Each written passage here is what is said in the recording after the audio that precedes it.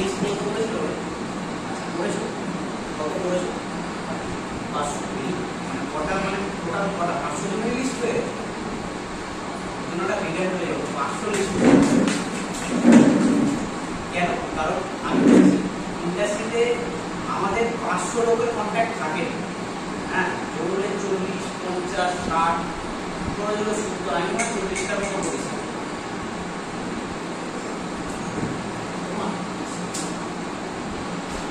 40-50টা মনে হয় আমার মনে হয় লিস্ট হয় বাট ও 500টা মধ্যে মানে হোয়াটসঅ্যাপ কন্ট্যাক্ট আর নর্মাল মিলিয়ে 500 কি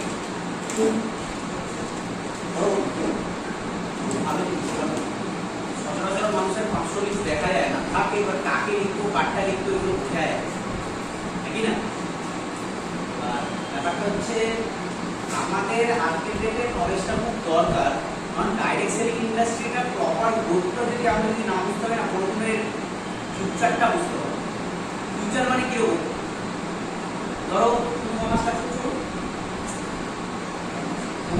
মোটামুটি জানো অ্যাটলিস্ট কি করতে হয় কি কি প্রসেস কি কি জানো মোটামুটি মানে ধরো ইনভাইটিং তারপর প্রথমে লিস্ট বিল্ডিং ইনভাইটিং এগুলো তো জানো তারপরে ধরো সিনিয়রকে ফলো করে দিচ্ছে তারপর তোমার একটা ভিডিও ঠিক আছে এবার এটার যে প্রপার যে সলিউশনটা এটাও জরুরি মানে কিরকম আমি বলতে চাইছি যে তোমার ইনভাইটিংটা যাতে প্রপার হয় তখনই হবে যখন তুমি বিজনেসটা নিয়ে নলেজ কথা বুঝতে পেরেছো বিজনেস নিয়ে নলেজ কিরকম আমাদের ইন্ডাস্ট্রির নাম হচ্ছে তোমার direct selling industry direct selling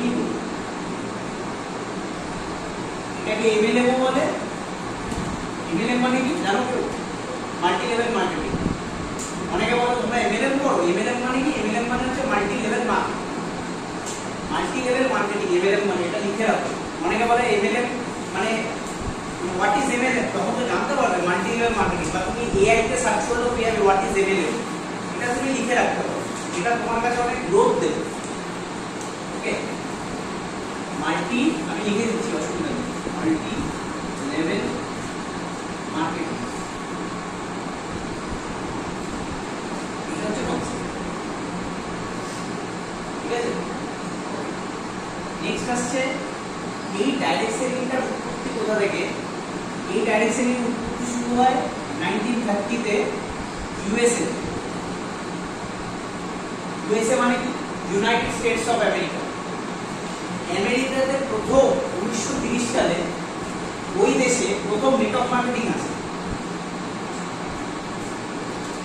কেন বলছি কারণ এই কনসেপ্টগুলো যদি আমরা না জানতে পারি না আমাদের দিক থেকে একটা প্রবলেম কি হবে আমরা সেই কনসেপ্টটাকে ক্লিয়ারলি কাজ করতে পারবো যে মানে ব্যাপারটা কি হবে ব্যাপারটা হচ্ছে তুমি যদি কোনো একটা সাবজেক্টের বিষয় যদি না জানো দেখবে তোমার কাজ করতে অসুবিধা হবে মানে তুমি ব্যাপারটা কি ভাবছো ব্যাপারটা হচ্ছে এখানে মানুষকে বলতে হবে হ্যাঁ এক্স্যাক্টলি মানুষকে বলতে হবে মানুষকে বলার পেছনে দুটো রিজন আমি তোমাকে ক্লিয়ার করব কিরকম দেখো মার্কেটিং দুটো পলিসিতে হয় সবার ফার্স্ট অ্যাডভার্টাইজমেন্ট সেকেন্ডটা হচ্ছে mouth to mouth recommendation mouth to mouth recommendation কি মনে করো ধরো তুমি এখানে একটা কোর্স নিয়ে ভর্তি হয়েছো এক্সওয়াইজেড কিছু একটা নিয়েছো তুমি একটা এডুকেশন নিয়েছো ওটা ও যে প্রোডাক্টের যে বেনিফিটসটা পাচ্ছে এটা ধরো তো দুজনকে বললো কি করছে কোম্পানি যেখানে একটা অ্যাডের পেছনে 1 লাখ টাকা খরচা করতো ও দুজনকে বা 5 জনকে সেখানে হেল্প করছে ওকে সেখানে সেই টাকা দেয় তাহলে কোম্পানির লস না কিন্তু সরি কোম্পানির প্রফিট কেন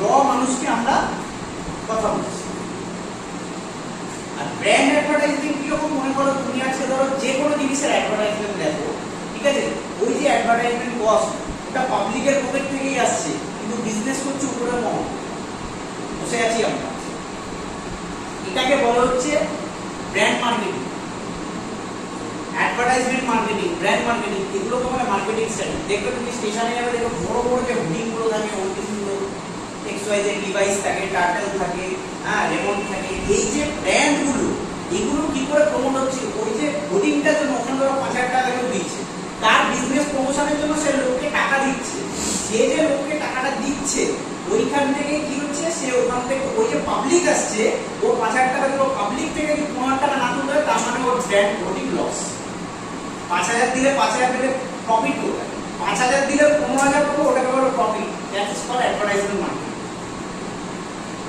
ডাইরেক্ট সেলিংটা কি? ডাইরেক্ট সেলিং মানে তোমাকে দুটো জিনিস বুঝতে হবে। ডাইরেক্ট সেলিং এর দুটো ফেজ হয়। প্রথম, এটা কোনো চিট ফান্ড স্ক্যাম না, চিট ফান্ড স্কিম। স্কিম কিরকম স্কিম?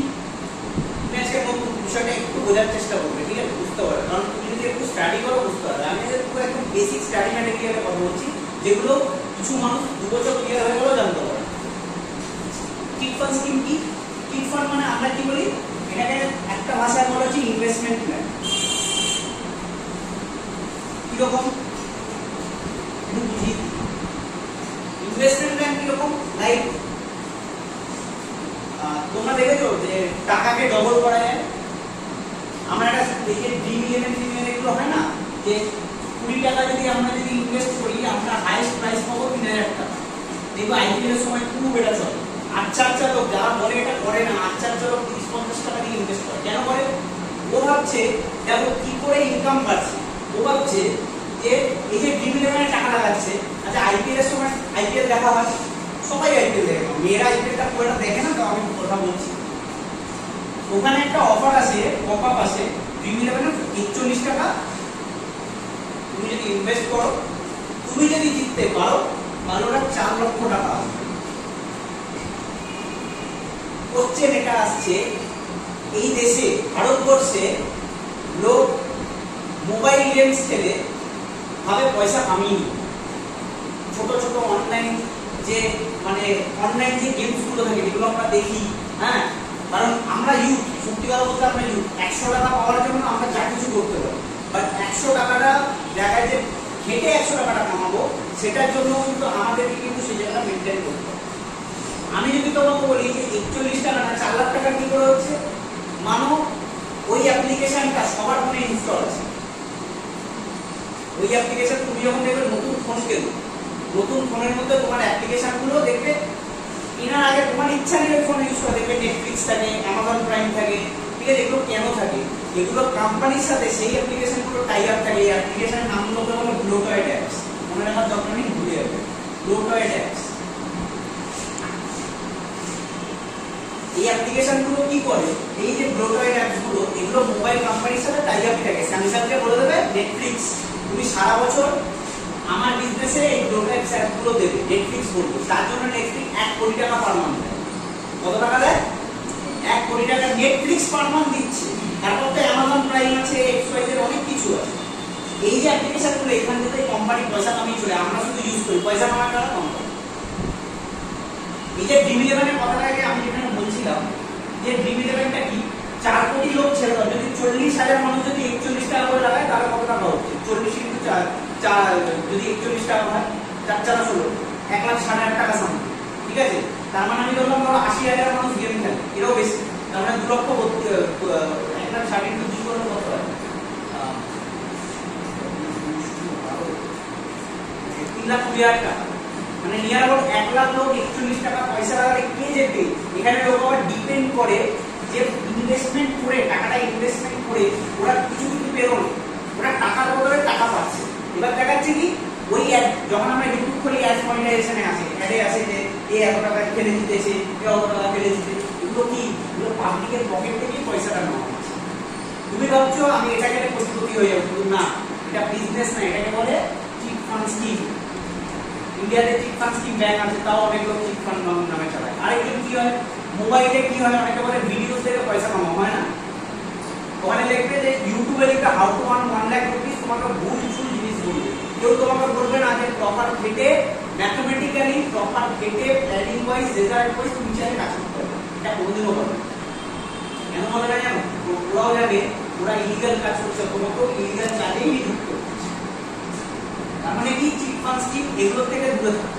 তোমাকে যদি কেউ বলে ভাই 200 টাকা ইনভেস্ট কর, রিটার্ন পাবে না, তোমার টাকা ভরে চলে যাবে। আমি যদি তোমাকে একটু এক্সাম্পল দেখাই, তুমি বুঝতে পারবে। তার আমি দেখাচ্ছি, আগে ডাইরেক্ট সেলিংটা বুঝিয়ে দিই, তারপর আমি দেখাচ্ছি। এগুলোকে বারবার ইউজদের থেকে সাবধান আমরা থাকতে বলি। কেন? মানুষ লোভে, লোভ